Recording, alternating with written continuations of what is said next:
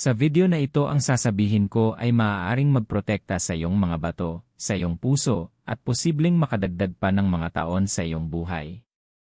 Hindi ito eksaherasyon. Hindi ito pananakot. Isa itong babala na nakabatay sa mga nakikita ng mga nephrologist, mga espesyalista sa bato, sa mga klinika at dialysis center sa loob ng maraming taon. Araw-araw, may mga taong pumapasok sa ospital na iniisip na sila ay medyo malusog. Kumakain sila ng prutas. Iniiwasan nila ang junk food. Naniniwala silang tama ang kanilang ginagawa. At gayon pa man unti-unting lumalala ang kanilang kidney numbers. Walang sakit. Walang malalakas na sintomas. Walang dramatikong babala. Tahimik lang na pinsala.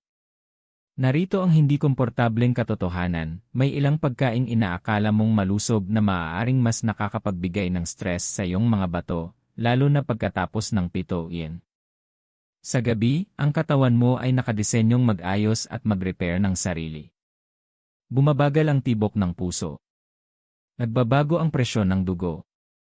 Nag-iba ang galaw ng mga hormone. Bumababa ang bilis ng pagsasala ng mga bato dahil ang katawan ay lumilipat sa recovery mode. Pero kapag nilagyan mo ang iyong sistema ng prutas na mataas sa asukal at potassium sa gabi, naantala mo ang natural na ritmong iyon. Pinipilit mong magtrabaho ang iyong mga bato sa oras na dapat sana ay nagpapahinga sila. At kung ang iyong mga bato ay kahit bahagyang mahina, maaaring dahil sa high blood pressure, maaaring dahil sa diabetes, maaaring dahil sa mga taon ng hindi napapansing strain, ang stress sa gabi ay nag-ipon. Unti-unti. Tahimik. Walang awa. May itatanong ako sa iyo na maaaring mas tumama sa puso mo. May kilala ka na bang biglang kinailangang mag-dialysis? Isang buwan mukhang maayos pa sila. Sa susunod na buwan, nakakabit na sila sa makina 3 beses sa isang linggo. Hindi iyon nangyayari ng isang iglap. Ang pinsala sa bato ay nabubuo ng tahimik sa loob ng maraming taon. Ayon sa National Kidney Foundation, milyon-milyong tao ang nabubuhay na may chronic kidney disease nang hindi nila alam. Marami ang nalalaman lamang kapag higit sa kalahati ng kanilang kidney function ang nawala na. Nawala na. At narito pa ang mas masakit na bahagi. Ang ilan sa mga taong iyon ay hindi naman kumakain ng fast food gabi-gabi. Kumakain sila ng prutas. Natural na pagkain. Yung sinasabing healthy. Pero mahalaga ang timing. Ang katawan mo ng 1-0 ay hindi katulad ng katawan mo ng 100. Sa gabi, bumababa ang insulin sensitivity. Bumabagal ang metabolismo. Nagbabago ang balanse ng likido sa katawan.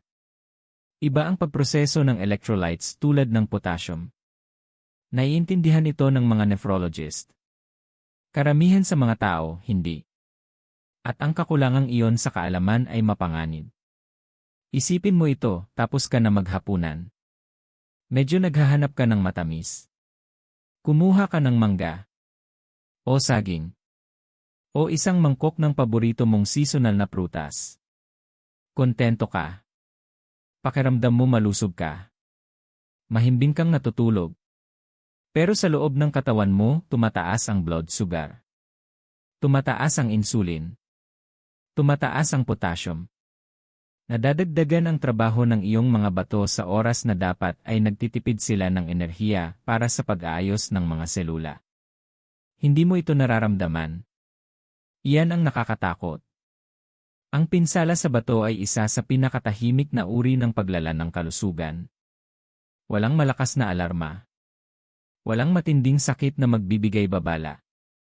Isa itong mabagal na pagtagas sa isang mahalagang organ. At kapag lumabas na ang mga sintomas, namamagang paa, palaging pagod, mabula ang ihi, madalas na pag-ihi sa gabi, kadalasan ay malala na ang pinsala. Ang video na ito ay hindi para takutin ka. Ito ay para gisingin ka. Dahil makapangyarihan ang pag-iwas. Ang maliliit na pagbabago sa timing ay maaaring makabawas ng malaki sa stress ng iyong mga bato. At ngayong gabi, bago ka umabot sa mangkok ng prutas pagkatapos ng pituye, karapat-dapat mong malaman ang mga bagay na sana ay mas maagang naunawaan ng mas maraming tao. Kung naniniwala kang mas mabuting protektahan ang iyong kalusugan bago magkaroon ng krisis kaysa ipaglaban ito pagkatapos, mag-comment ng Leah. Dahil ang tatalakay natin ay maaaring maghamon sa mga nakasanayan mong gawain sa loob ng maraming taon. Manatili ka. Huwag mag-skip. Huwag isipin na alam mo na ang lahat. Sa pagtatapos ng video na ito, iba na ang magiging tingin mo sa pagkain ng prutas sa gabi. At ang kaalamang iyon ay maaaring tahimik na makapagligtas sa iyong mga bato. Mas palalimin pa natin kung bakit mas mahalaga ang pito-uwe kaysa sa iniisip mo. Ang katawan mo ay hindi basta gumagalaw ng walang sistema. Mayroon itong biological clock. Ang internal timing system na ito, ang iyong circadian rhythm, ang kumokontrol kung kailan tumataas ang mga hormone, kung kailan bumabagal ang digestion, kung kailan nagbabago ang blood pressure, at maging kung kailan mas epesyente ang pagsasala ng dugo ng iyong mga bato. Sa umaga at maghapon, ang iyong mga bato ay nasa active mode. Gumagalaw ka, umiinom ng tubig, kumakain, nagsusunog ng enerhiya. Mas mataas ang daloy ng dugo. Mas malakas ang filtration rate. Mas epesyente ang pagtanggal ng waste. Pero habang papalapit ang gabi, naghahanda ang katawan mo para sa pahinga. Nagsisimulang tumaas ang melatonin. Bumababa ang cortisol. Bumababa ang insulin sensitivity. Bahagyang bumababa ang blood pressure. At natural na bumabagal ang filtration rate ng iyong mga bato. Hindi ito kahinaan. Disenyo ito ng katawan. Ipinaliliwanag ng mga nephrologist na ang kidney function ay sumusunod sa pang-araw-araw na ritmo. Sa gabi, mas prioridad ng katawan ang pagre-repair at pagbabalance, hindi ang mabigat na pagproseso ng asukal, sobrang electrolytes, o malalaking dami ng pagkain. Ngayon, isipin mo kung ano ang mangyayari kapag kumain ka ng prutas na mataas sa asukal o potassium sa gabi. Mabilis na tataas ang blood sugar. Maglalabas ng insulin ang pancreas. Magmamadaling sumipsip ng glucose ang mga selula. Tataas ang potassium sa dugo. Magbabago ang fluid balance. At ang iyong mga bato, na sana'y papunta na sa mas mabagal at restorative mode, ay mapipilitang bumalik sa active filtration. Para itong paggising sa isang tao sa hating gabi at pag-uutos na tumakbo ng marathon. Isang beses. Kakayanin ng katawan. Gabi-gabi. Naiipon ng strain. Madalas pag-usapan ni Air Jason Fung kung paano ang paulit-ulit na insulin spikes ay nagdudulot ng pangmatagalang metabolic stress. Kapag laging mataas ang insulin sa gabi, nababawasan ang fat burning, tumataas ang inflammation, at nadaragdagan ang pasanin ng mga organ tulad ng mga bato. Ngayon, idagdag mo pa ito, maraming adult ang may banayad na stress sa bato nang hindi nila alam. High blood pressure. Prediabetes. Family history ng kidney disease. Mataas na asin sa pagkain. Lahat ng ito ay tahimik na nagpapababa sa kidney reserve capacity. Kaya kapag paulit-ulit mong ino-overload ang katawan mo sa gabi, hindi mo pinipilit ang isang perpektong sariwang organ, maaaring pinipilit mo ang isang organ na matagal ng pagod. At may isa pang bagay na madalas hindi napapansin. Ang pagkain sa gabi ay hindi lang direktang nakaapekto sa mga bato. Sinisira rin nito ang kalidad ng tulog. Ang mahinang tulog ay nagpapataas ng blood pressure. Ang mahinang tulog ay nagpapalala ng blood sugar control. Ang mahinang tulog ay nagpapataas ng inflammation. Lahat ng ito ay direktang nakakasira sa kidney health sa paglipas ng panahon. Kaya mas malaki ito kaysa sa prutas. Tungkol ito sa biological timing. Kahit tama ang pagkain, kapag mali ang oras, maaari pa rin itong magdulot ng stress. Kahanga-hanga ang iyong mga bato. Nagsasala sila ng humigit kumulang 50 gallons ng dugo bawat araw. Kinokontrol nila ang sodium, potassium, fluid levels, at inaalis ang toxins ng tahimik. Ginagawa nila ito ng walang papuri. Nang walang pahinga. Pero kahit ang kahanga-hangang organ ay may hangganan. Kung may saysay ito sa'yo, mag-comment ng Laya. Dahil kapag naunawaan mo na ang pito uwe ay hindi basta random na oras, kundi isang biological turning point, mag-iba ang mga desisyon mo. Sa mga susunod na bahagi, pag-uusapan natin ang mga partikular na prutas at kung bakit ang ilan sa mga ito, kahit natural at masustansya, ay maaaring maging problema pagkatapos ng kritikal na oras na ito. Kung pinahahalagahan mo ang ganitong malinaw at siyentipikong paliwanag tungkol sa kalusugan, siguraduhing mag-subscribe sa gintong sustansya at manatili sa amin. Magpapasalamat sa iyo ang iyong mga bato. Ngayon pag-usapan natin ang mangga. Medyo masasaktan ka rito. Ang mangga ay hindi lang basta prutas. Ito ay alaala. Ito ay kabataan. Ito ay salusalo ng pamilya. Ito ang panghimagas pagkatapos ng hapunan. Parang wala namang masama, parang healthy pa nga. At sa tamang oras, sa tamang dami, maaari naman talaga. Pero pagkatapos ng pito iba na ang usapan. Ang isang tasa ng hinog na mangga ay may malaking dami ng natural sugar, karamihan ay fructose, kasama ang glucose at sucrose. Natural ito. Pero hindi tinuturing ng katawan ang natural sugar bilang libre o walang epekto. Nagtitrigger pa rin ito ng metabolic response. Kapag kumain ka ng mangga sa gabi, mabilis na tumataas ang blood sugar. Maglalabas ng insulin ang pancreas para maipasok ang asukal sa mga selula. Gagawin ng insulin ang trabaho nito, pero narito ang problema, mas mababa ang insulin sensitivity sa gabi.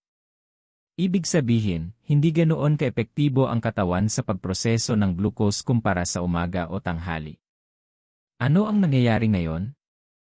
Mas matagal manatiling mataas ang asukal sa dugo. Mas matagal manatiling mataas ang insulin. Humihinto ang fat burning. Tumataas ang mga signal ng inflammation. Madalas banggitin ni Jason Fung na ang paulit-ulit na insulin spikes, lalo na sa oras na hindi natural na active ang katawan, ay nag-aambag sa metabolic syndrome na malakas ang kaugnayan sa sakit sa bato. Pero may isa pang layer na hindi napapansin ng marami. Ang fructose, ang pangunahing asukal sa mangga, ay pinoproseso sa atay. Kapag sobra ang fructose, tumataas ang produksyon ng uric acid. Ang mataas na uric acid ay inuugnay sa high blood pressure at stress sa bato. Hindi lang gout ang dulot ng mataas na uric acid. Maaari rin nitong sirain ang masiselang blood vessels sa loob ng mga bato sa paglipas ng panahon. Ngayon isipin mo ito. Kung ang isang tao ay may borderline high blood pressure, prediabetes, family history ng kidney disease, o banayad na problema sa bato na hindi pa niya alam, ang gabi-gabing pagkain ng mangga ay nagiging paulit-ulit na metabolic hit. Isang gabi, hindi nito sisirain ang iyong mga bato. Pero gabi-gabi sa loob ng maraming taon. Diyan nagsisimula ang tahimik na pinsala. At narito ang emosyonal na bahagi. Maraming taong nagkaroon ng problema sa bato ang nagsasabi ng parehong linya, pero healthy naman ang kinakain ko. Hindi sila kumakain ng chichirya sa hating gabi. Prutas ang kinakain nila. Hindi lason ang mangga. Ang issue ay timing at dalas. Sa umaga at maghapon, ginagamit ng mga kalamnan mo ang glucose bilang enerhiya. Gumagalaw ka. Nagsusunog ka ng calories.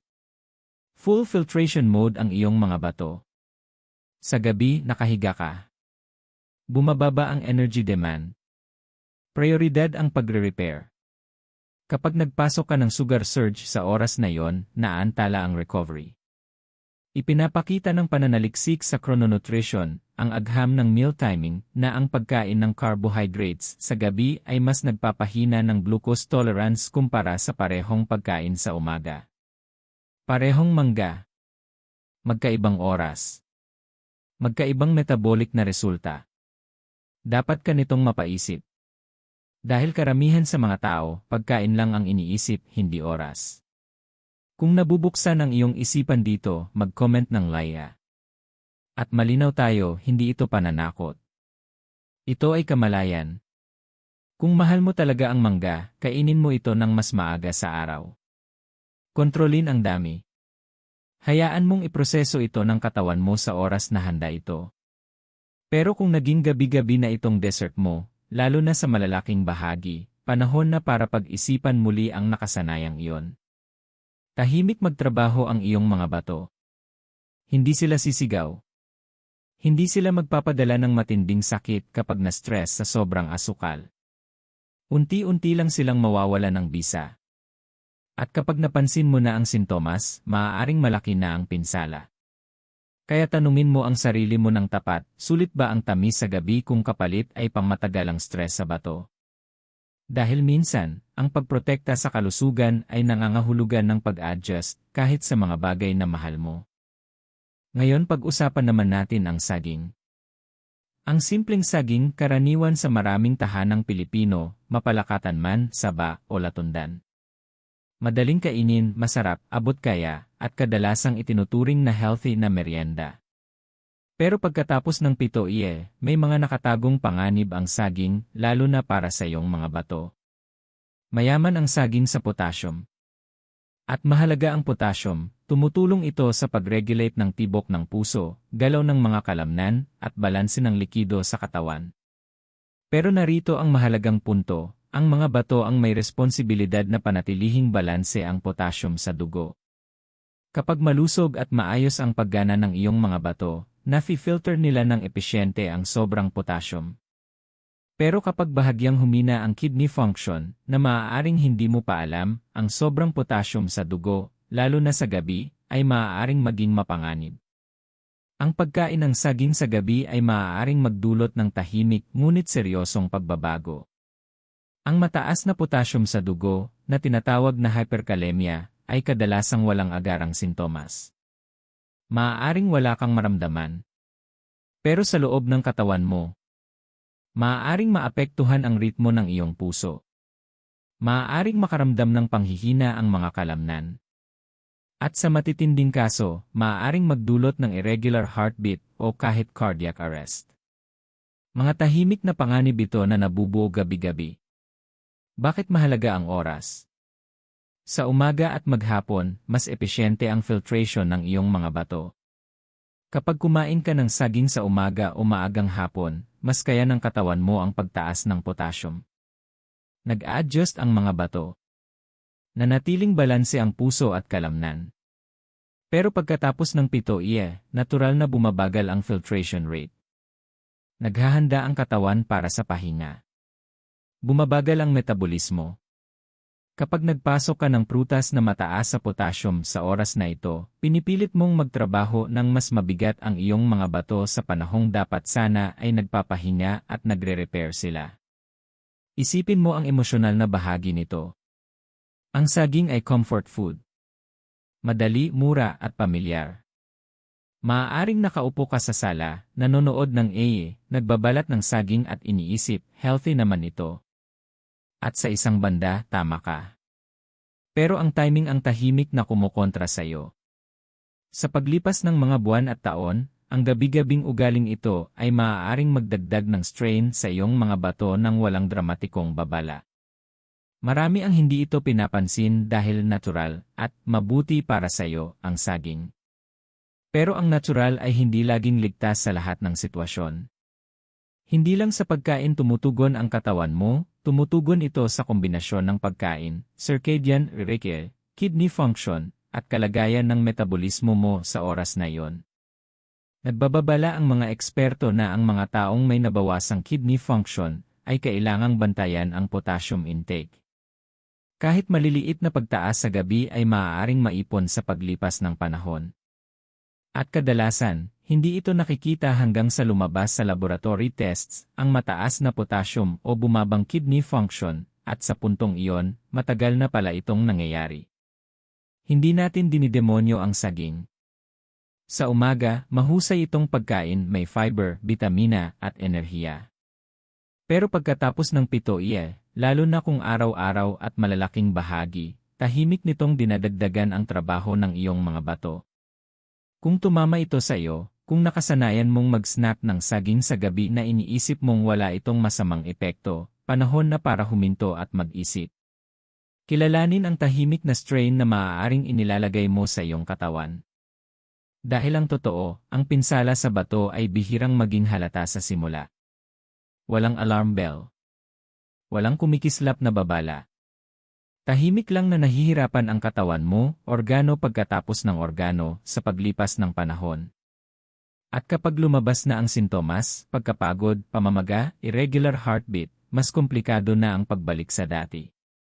Kaya ang tanong, magpapatuloy ka ba sa pagkain ng saging sa gabi gaya ng dati? O igagalang mo ang natural na ritmo ng iyong katawan at poprotektahan ang iyong mga bato sa simpleng pagbabago ng oras?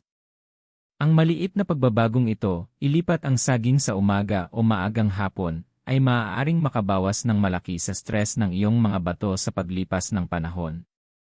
Simple. Pero maaaring makapagligtas ng buhay. Kung naintindihan mo ito at nakikita mo ang kahalagahan, mag-comment ng Laya. Kilalanin na ang tahimik na pang-araw-araw na ugali ay maaaring may mas malaking epekto sa iyong kalusugan kaysa sa inaakala mo. Magpapasalamat sa iyo ang iyong mga bato, matagal bago pa man lumabas ang anumang sintomas. Ngayon pag-usapan naman natin ang durian, ang tinaguriang Sea King of Fruits. Sa Pilipinas at buong Southeast Asia, iginagalang ang durian. Matapang ang amoy, mayaman ang lasa, at para sa marami, ito ay espesyal na indulgence na may kasamang alaala, saya, at selebrasyon. Ang pagkain ng durian ay parang gantimpala sa sarili. Pero ang mismong kayamanang iyon ang maaaring magdala ng nakatagong panganib kapag kinain pagkatapos ng 7 uwin. Hindi lang mataas sa asukal ang durian, napakataas nito. Ang isang serving ay may mas maraming fructose at glucose kaysa sa karamihan ng tropikal na prutas. Mataas din ito sa calories at potassium. Ang bawat isa sa mga ito ay nangangailangan ng trabaho mula sa iyong katawan, at kapag pinagsama-sama sa gabi, maaari nitong ma-overwhelm ang iyong sistema. Narito ang nangyayari kapag kumain ka ng durian sa gabi. Mabilis na tumataas ang blood sugar. Maglalabas ng insulin ang pancreas para kontrolin ang asukal, pero sa gabi, natural na bumababa ang insulin sensitivity. Ibig sabihin, mas nahihirapan ang katawan mong balansihin ang glucose kumpara sa umaga o maagang hapon. Mas matagal manatiling mataas ang sugar levels na maaaring magdulot ng fat storage at pagtaas ng inflammation. Ang fructose sa durian ay pinoproseso sa atay. Kapag sobra ang fructose, tumataas ang uric acid sa dugo. Ang mataas na uric acid ay hindi lang konektado sa gout kundi pati sa high blood pressure at stress sa bato. Kailangang magtrabaho ng mas mabigat ang iyong mga bato para salain ang mga byproducts na ito, habang sa parehong oras, mas mabagal na ang natural filtration rate nila dahil gabi na. Dagdag pa rito, ang mataas na potassium ng durian ay maaaring tahimik na magbigay ng stress sa mga bato, lalo na kung bahagyang mahina na ang kidney function. Ang hyperkalemia o mataas na potassium sa dugo ay maaaring makaapekto sa ritmo ng puso at sa paggana ng mga kalamnan. Maaaring wala kang maramdaman agad pero ang stress ay naiipon gabi-gabi. Ipinapaliwanag ng ilang eksperto sa metabolic health na ang pag-inom o pagkain ng mataas na asukal sa gabi ay nakakaistorbo sa natural na proseso ng pagre-repair ng katawan. Ang atay, mga bato, at metabolic system ay nakadesenyong mag-recover habang natutulog ka. Kapag kumain ka ng prutas na mataas sa asukal at calories gaya ng durian sa gabi, pinipilit mo silang magproseso at magsala sa halip na magpahinga at mag-ayos. Sa paglipas ng mga taon, maaari nitong unti-unting pahinain ang metabolic health at paggana ng mga organo. Isipin mo ito sa emosyonal na paraan. Ang durian ay madalas kainin sa mga sandaling masaya, sa salu-salo ng pamilya, sa simpleng kasiyahan pagkatapos ng mahabang araw. Pakiramdam mo wala namang masama. Natural naman ito. Pero sa tahimik na sandali ng indulgence, maaaring may presyong binabayaran ang iyong mga bato, presyong hindi mo nararamdaman. Maraming tao ang nahuhulog sa bitag na ito, iniisip na natural naman, prutas naman, hindi ito makakasama. Pero ang kalikasan ay hindi otomatikong ligtas sa lahat ng oras.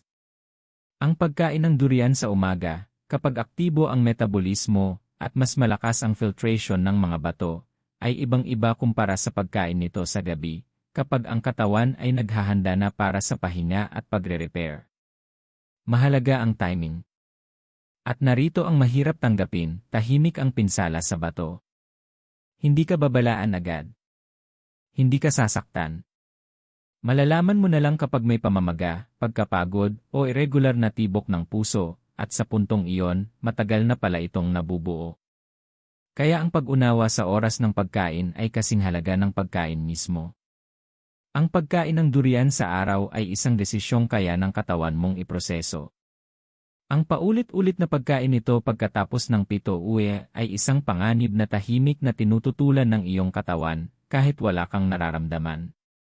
Tanungin mo ang sarili mo ng tapat, sulit ba ang indulgence sa gabi kung kapalit ay pangmatagalang stress sa iyong katawan? Maaari mo bang ilipat ang pagkain ng durian sa mas maagang oras at masiyahan pa rin nang hindi isinasapanganib ang tahimik na pinsala? Hindi ito tungkol sa takot, tungkol ito sa respeto. Respeto sa iyong katawan. Respeto sa iyong mga bato. Respeto sa tahimik at walang sawang trabaho nila araw-araw. Kung tumutugma ito sa iyo, kung nauunawaan mo kung paano ang isang masarap at minamahal na prutas tulad ng durian ay maaaring maging problema sa maling oras, mag-comment ng Leah. Dahil minsan, ang pagmamahal sa paborito mong prutas ay kailangang balansihin ng pagmamahal sa sarili mong katawan, lalo na sa iyong mga bato. Ngayon pag-usapan naman natin ang rambutan at lanzones, ang maliliit at matatamis na prutas na parang walang masamang epekto. Sa unang tingin, inosente sila. Makukulay, makatas, at madaling maubos, lalo na sa gabi. Maaaring isipin mo, kaunti lang naman ito. Ano bang masama? Pero diyan mismo nagtatago ang panganib. Dahil kahit maliit at natural na prutas ay maaaring tahimik na magbigay ng stress sa iyong katawan kapag kinain pagkatapos ng 7 uwi. Ang rambutan at lanzones ay mataas sa natural sugar. Sa bawat kagat, naglalabas ng insulin ang iyong pancreas. Sa umaga at maghapon, mahusay na nagagamit ang asukal na iyon, sinusunog ng mga kalamnan bilang enerhiya, pinoproseso ng mga organ habang aktibo ka, at epesyenteng sinasala ng mga bato ang mga byproducts. Pero sa gabi, iba ang takbo ng katawan. Bumababa ang insulin sensitivity. Bumabagal ang metabolismo. Natural na bumababa ang filtration rate ng mga bato. Bigla, ang tila magaan na merienda ay nagiging tahimik na metabolic challenge. Ang asukal mula sa mga prutas na ito ay hindi lang nakakaapekto sa blood glucose. Nakaapekto ito sa buong metabolic system mo. Ang pagtaas ng sugar sa gabi ay nagpapataas ng inflammation. Nakakaistorbo ito sa natural na fat-burning process. Naantala ang maselang balance ng mga hormone na kailangan ng katawan para sa pagre-repair at detoxification habang natutulog ka. At ang iyong mga bato? Sila ang tahimik na nakararamdam ng strain. Ang mataas na sugar intake ay maaaring magpataas ng uric acid at magdulot ng fluid retention. Sa paglipas ng panahon, ang paulit-ulit na pagkain ng matatamis sa gabi ay maaaring unti-unting magpahina sa kidney function nang walang malinaw na sintomas. Ginagawa ng mga bato ang kanilang trabaho ng tahimik, pero ang paulit-ulit na stress ay nakakapagod din. Narito ang emosyonal na katotohanan. Marami ang kumakain ng rambutan o lanzones sa gabi bilang comfort. Pagkatapos ng mahabang araw, gusto mo lang ng kaunting tamis. Pakiramdam mo healthy ang pinili mo. Nagbabalat ka, kumakain ng ilan, nasisiyahan. Pero ang katawan mo ay tahimik na nahihirapan sa timing. Marami sa atin ang naniniwalang kapag natural, ligtas. Kapag matamis, harmless. Pero ang totoo, hindi lang sa pagkain tumutugon ang katawan mo, tumutugon ito sa oras, sa metabolic load, at sa kapasidad ng iyong mga organ. Ang parehong rambutan na kinain mo ng 3 iye ay kayang iproseso ng maayos. Ang parehong rambutan ng 9 iye. Nagdadagdag ito ng stress. Nakakaistorbo ito sa metabolic repair. Sumasalungat ito sa natural na ritmo ng iyong mga bato. Sa loob ng mga buwan at taon, ang gabi-gabing ugaling ito ay maaaring tahimik na maipon. Patuloy kang kakain ng walang napapansing mali, hanggang sa lumitaw ang banayad na palatandaan tulad ng pamamaga, pagkapagod, o mas madalas na pag-ihi sa gabi. At sa puntong iyon, maaaring matagal nang dumaraan sa strain ang iyong mga bato. Ipinapakita ng mga pag-aaral sa chrononutrition, ang agham ng timing ng pagkain, na ang pag-inom o pagkain ng asukal sa gabi ay nagpapabagal sa glucose clearance at nagpapataas ng metabolic stress. Ibig sabihin, kahit maliit na bahagi ng mataas sa asukal na prutas tulad ng rambutan at lanzones ay maaaring magkaroon ng mas malaking epekto kapag kinain sa gabi, lalo na kung paulit-ulit. Hindi ito para takutin ka. Ito ay para buksan ang iyong mga mata. Minsan, ang pinakamatamis na bagay ay may nakatagong epekto kapag kinain sa maling oras. Ang pagkilala rito ang unang hakbang sa pagprotekta sa iyong mga bato, metabolismo, at pangmatagalang kalusugan. Kaya bago ka umabot sa mangkok ng rambutan o lanzones pagkatapos ng hapunan, itanong mo sa sarili mo. Sulit ba ang pansamantalang sarap kung kapalit ay tahimik na strain sa iyong katawan? Maaari mo bang ilipat ang pagkain ng prutas sa mas maagang oras upang mas mapangalagaan ang iyong kidney health sa paglipas ng panahon? Kung tumama ito sa iyo, kung naramdaman mo kung paano ang isang simpleng tamis ay maaaring tahimik na makaapekto sa iyong mga organ, mag-comment ng Leah. Tahimik na nagtatrabaho ang iyong mga bato araw-araw, walang reklamo. Kahit maliit na pagbabago sa iyong nakasanayan, tulad ng oras ng pagkain ng prutas, ay isang paraan ng paggalang at pagprotekta sa kanila. Dahil minsan, ang pagmamahal sa paborito mong prutas ay kailangang balansihin ng pagmamahal sa sarili mong katawan. Ngayon pag-usapan natin ang mga tahimik na sintomas na hindi mo dapat baliwalain, ang mga pabulong na senyales ng katawan bago ito sumigaw. Ang pinsala sa bato ay isa sa pinakatahimik na uri ng paglala ng kalusugan. Hindi ito tulad ng nabaling buto o mataas na lagnat na may malinaw na babala. Maaari kang makaramdam na maayos ka sa loob ng maraming taon, naniniwalang healthy ang iyong pamumuhay, habang unti-unting may nagbabago sa loob. At kapag naging halata na ang mga sintomas, maaaring malaki na ang pinsala. Isa sa mga unang senyales ay pamamaga. Namamagang paa, bukong-bukong, o kamay ay maaaring mukhang maliit na bagay lang. Baka isipin mong napagod ka lang o matagal kang nakatayo.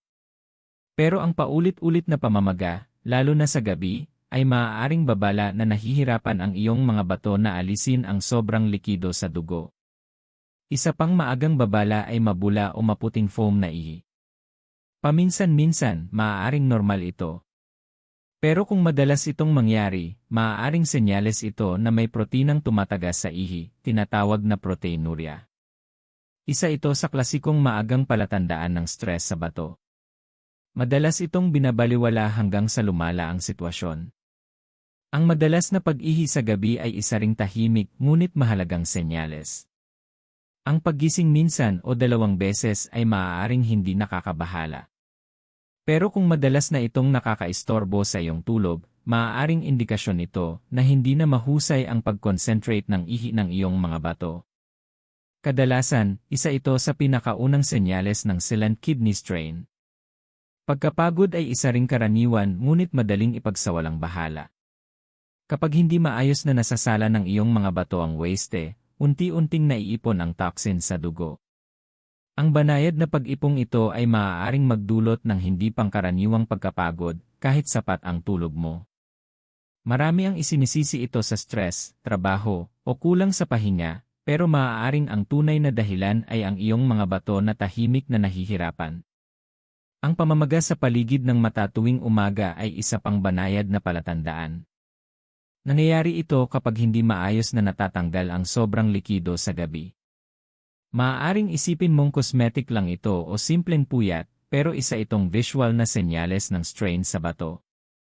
Mabigat ang emosyonal na bahagi nito dahil napakadaling baliwalain ang mga senyales na ito.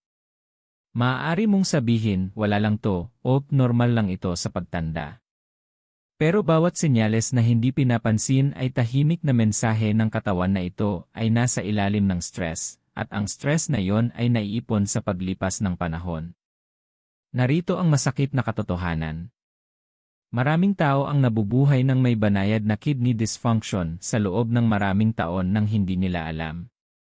Tinutuloy nila ang kanilang routine, kumakain ng paboritong prutas sa gabi, at iniisip na maayos ang lahat. Mukha silang malusog. Pakiramdam nila malusog sila. Pero sa loob, maaaring tahimik nang nahihirapan ang kanilang mga bato. Ang trahedya ay kapag lumala ang kidney disease, mas mahirap na itong baliktarin.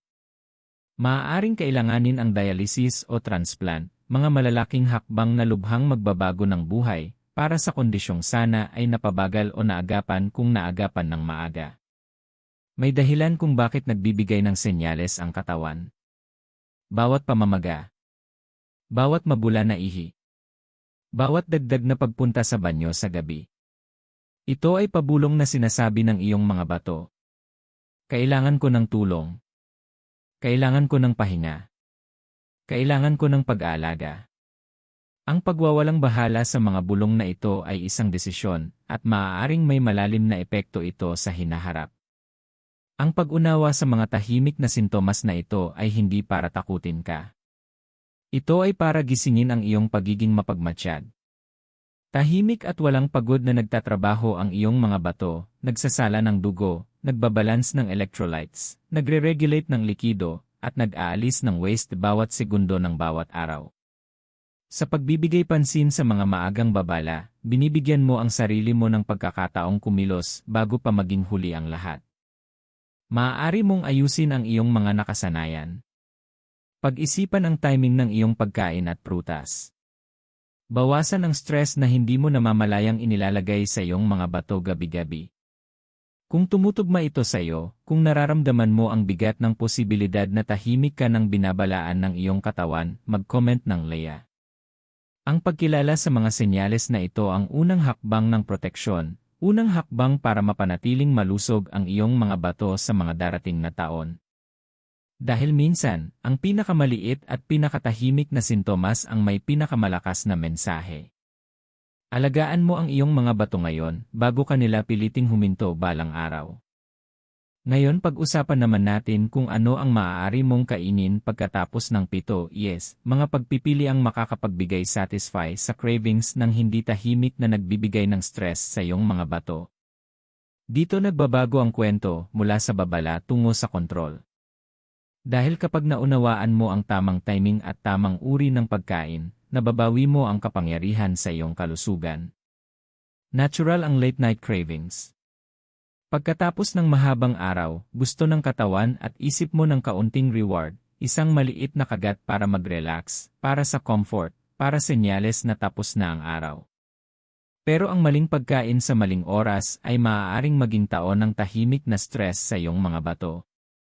Ang mabuting balita, may mas magaan, mas banayad, at mas metabolically friendly na mga opsyon pagkatapos ng 7. Una, mansanas. Mas mababa ang potassium at asukal nito kumpara sa mangga o durian. Mataas ito sa fiber na tumutulong pabagalin ang pag-absorb ng asukal at maiwasan ang biglaang pagtaas ng blood glucose. Ilang hiwa ng mansana sa gabi ay sapat para maibsan ang tamis na hinahanap mo nang hindi binibigla ang iyong sistema. Sunod, berries. Strawberries, blueberries, at blackberries ay natural na mababa sa asukal at mayaman sa antioxidants. Banayad sila sa mga bato. Kahit maliit na dakot lang ay sapat para makaramdam ng kasiyahan nang hindi ino-overload ang iyong metabolismo sa gabi. Maaaring isama rin ang bayabas, pero sa tamang dami.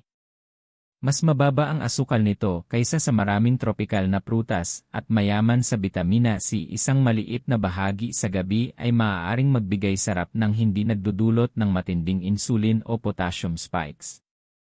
Ang mga hiwa ng pipino o iba pang watery, low-sugar na gulay ay napakagandang opsyon din. Nakaka-hydrate, presko, at mababa sa calories at asukal. Ibig sabihin, minimal ang trabaho ng iyong mga bato para iproseso ito. Huwag din maliitin ang herbal tea o maligambam na tubig. Bukod sa hydration, nagbibigay ito ng senyales sa katawan na papunta na sa pahinga ang araw. Napakahalaga ng tamang hydration sa kidney health dahil tinutulungan nito ang mga bato na ma-flush ang waste nang hindi nadadagdagan ang metabolic stress. Mahalaga rin ang portion control. Kahit ang low-sugar fruits ay maaaring maging problema kung sobra ang dami. Ang layunin ay maliit, balansing merienda, sapat para masiyahan pero hindi sobra para ma-overwhelm ang katawan. Ilang hiwa. Isang maliit na mangkok. Isang dakot. Karaniwan, sapat na yon. May emosyonal na aspeto rin ito. Maraming tao ang pakiramdam ay parang sakripisyo ang pag-iwas sa ilang prutas sa gabi. Pero ang totoo, hindi ito tungkol sa pagbabawal, kundi sa paggalang sa ritmo ng iyong katawan. Binibigyan mo ang iyong mga bato ng espasyo para magpahinga at mag-repair habang nag-enjoy ka pa rin ng lasa at kasiyahan. Isipin mo ito bilang pakikipag-partner sa iyong katawan, hindi pakikipaglaban. Nasusunod ang cravings mo nang hindi nasisira ang repair process. Nag-indulge ka ng may kamalayan, hindi may guilt. Sa paglipas ng panahon, ang maliliit na pagbabagong ito ay nagiging malalaking benepisyo, mas stable na blood sugar, mas maayos na tulog, mas mababang panganib ng kidney strain, at mas malinaw na enerhiya sa araw. Binibigyang diin ng mga eksperto sa nutrisyon at chronobiology na mahalaga ang timing, dami, at uri ng pagkain, hindi lang ang pagkain mismo. Ang prutas na mabigat sa metabolismo kapag kinain sa maling oras ay maaaring makasira ng benepisyong sana ay naibigay nito sa mas maagang oras. Pero kapag tama ang oras at tama ang pagpili, napapalaki mo ang benepisyo habang nababawasan ang panganib. Kung tumutugma ito sa iyo, gawin mo itong turning point. Hindi mo kailangang isuko ang tamis o kasiyahan. Kailangan mo lang igalang ang natural na ritmo ng iyong katawan. Ang pangunahing aral. Pagkatapos ng 7 isipin mo magaan. Mababa sa asukal. Mababa sa potassium. Kontrolado ang dami. Hayaan mong magpahinga ang iyong mga bato habang ini-enjoy mo pa rin ang iyong gabi. Sa paglipas ng panahon, ang mga konsistenteng desisyong ito ang tahimik na magpoprotekta sa iyong kalusugan, kahit hindi mo agad nararamdaman, ang iyong katawan ay magpapasalamat sa mga susunod na taon. Kung naniniwala kang ang tamang timing at tamang pagpili ay kayang baguhin ang iyong kalusugan, mag-comment ng Leia. Ang pagkilala sa kapangyarihan mo sa iyong mga gawi sa gabi ay isang simpleng ngunit malalim na paraan ng pag-aalaga para sa iyong mga bato, metabolismo, at pangmatagalang kalusugan. Ngayon pag-usapan natin ang pinakamalaking pagkakamali na ginagawa ng maraming tao pagdating sa kidney health, ang pagkakamaling tahimik na sumisira sa mga taon ng pagsisikap na manatiling malusog. Dito madalas nagkakamali ang marami. At ito'y napakasoble dahil sa simula, pakiramdam mo tama ang ginagawa mo. Maraming tao ang nagsasabi, kumakain naman ako ng natural. Prutas ang pinipili ko. Iniiwasan ko ang junk food. At sa isang banda, tama ka. Pero narito ang problema, kahit natural at masustansyang pagkain ay maaaring maging mapanganib kapag hindi isinasaalang-alang ang timing, dami, at dalas. Hindi laging ang pagkain ang kalaban, kundi kung paano at kailan mo ito kinakain. Iyan ang tahimik na bitag. Isipin mo ang mangga, saging, durian, rambutan, at lanzones, masarap, mayaman sa nutrisyon, at natural. Ngunit pagkatapos ng 7 maaari silang magbigay ng stress sa iyong mga bato sa paraang hindi mo nakikita, naiipon, at pangmatagalan ang epekto. Bakit? Dahil may ritmo ang katawan mo, isang maingat na nakakalibrate na circadian system na kumokontrol sa hormone release, digestion, metabolismo, at pagre-repair ng mga organo. Kapag kumain ka ng prutas sa gabi, tumataas ang blood sugar sa oras na mas mababa ang insulin sensitivity. Tumataas ang potassium sa oras na natural na bumabagal ang filtration ng bato.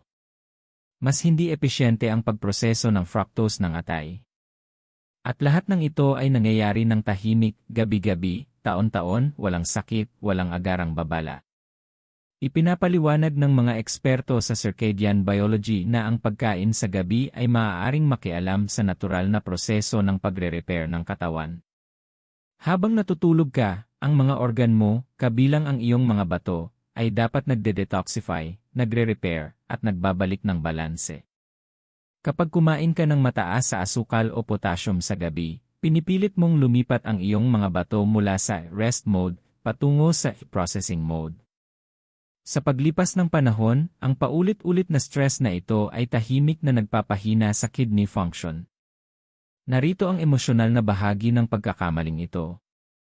Pakiramdam mo ligtas ka dahil natural ang kinakain mo. Ipinagmamalaki mo na prutas ang pinipili mo. Iniisip mo, tama ang ginagawa ko. Pero sa gitna ng comfort na iyon, maaaring may tahimik na pinsalang nabubuo. Walang dramatikong sintomas. Natutulog ka. Gumigising ka. Namumuhay ka ng normal. Pero sa ilalim ng lahat, maaaring pagod na ang iyong mga bato. Mas lumalala pa ito dahil maraming adult ang may mga borderline issues na hindi nila alam. Bahagyang mataas ang blood pressure. Mild insulin resistance.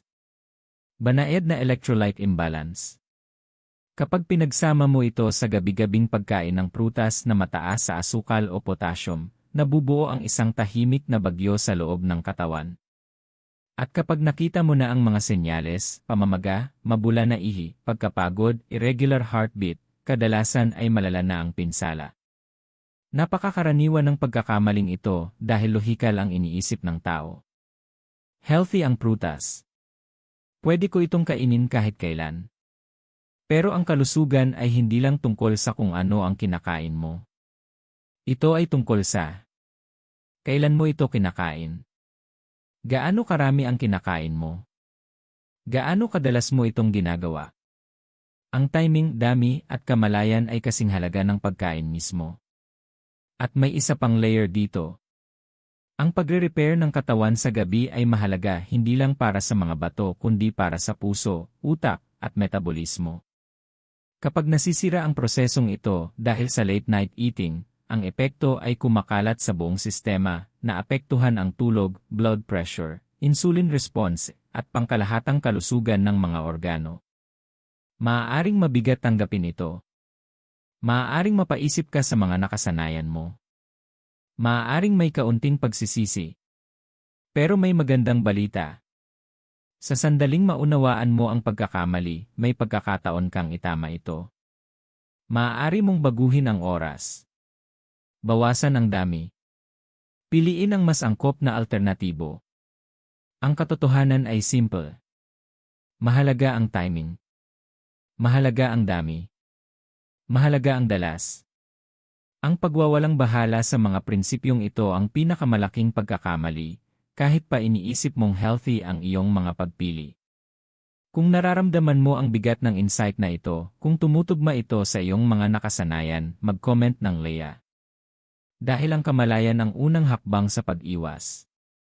Ang pagkilala sa pagkakamali bago ito maging irreversible ang nagbibigay sa iyo ng kapangyarihang baguhin ang iyong gawi, protektahan ang iyong mga bato, at panatilihin ang iyong kalusugan sa mga darating na dekada.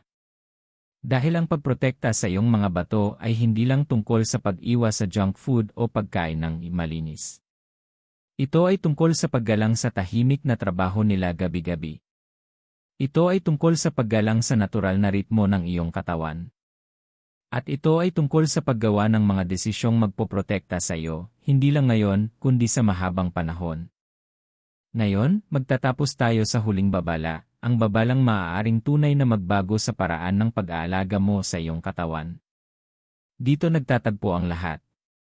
Ang iyong mga bato ay walang tigil na nagtatrabaho araw-araw, nagsasala ng dugo, nagbabalance ng electrolytes, nag-aalis ng waste, at nagpapanatiling buhay ang iyong katawan. Ginagawa nila ito ng tahimik. Walang reklamo.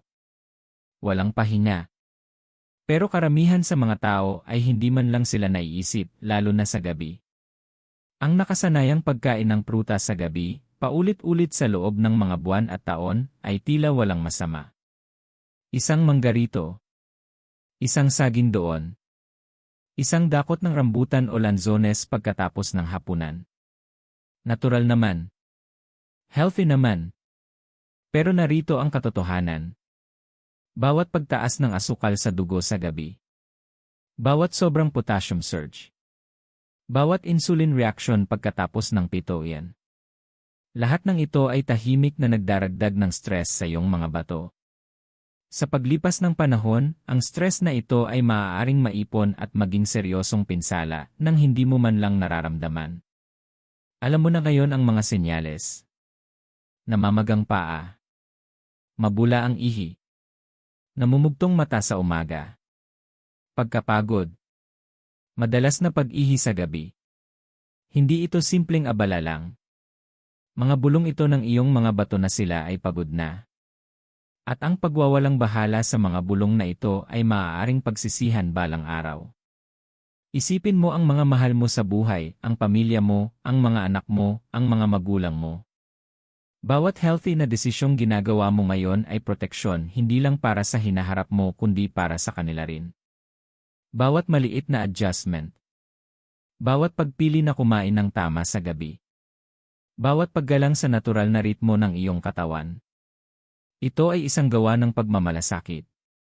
Hindi mo lang pinoprotektahan ang sarili mo, nagiging halimbawa ka rin. Kaya ano ang dapat mong gawin? Itigil ang pagkain ng mataas sa asukal at mataas sa potassium na prutas pagkatapos ng PTON. Ilipat ang indulgence sa mas maagang oras ng araw. Kontrolin ang dami. Pumili ng mas magagaan na opsyon kung nagugutom sa gabi. Hayaan mong magpahinga ang iyong mga bato habang nagre-repair ang iyong katawan. Maaaring maliit lang itong pagbabago. Pero sa paglipas ng mga buwan at taon, malaki ang epekto nito. Tandaan. Mas mabuti ang pag-iwas kaysa paggamot. Kapag malala na ang kidney disease, hindi na ito basta nababaliktad.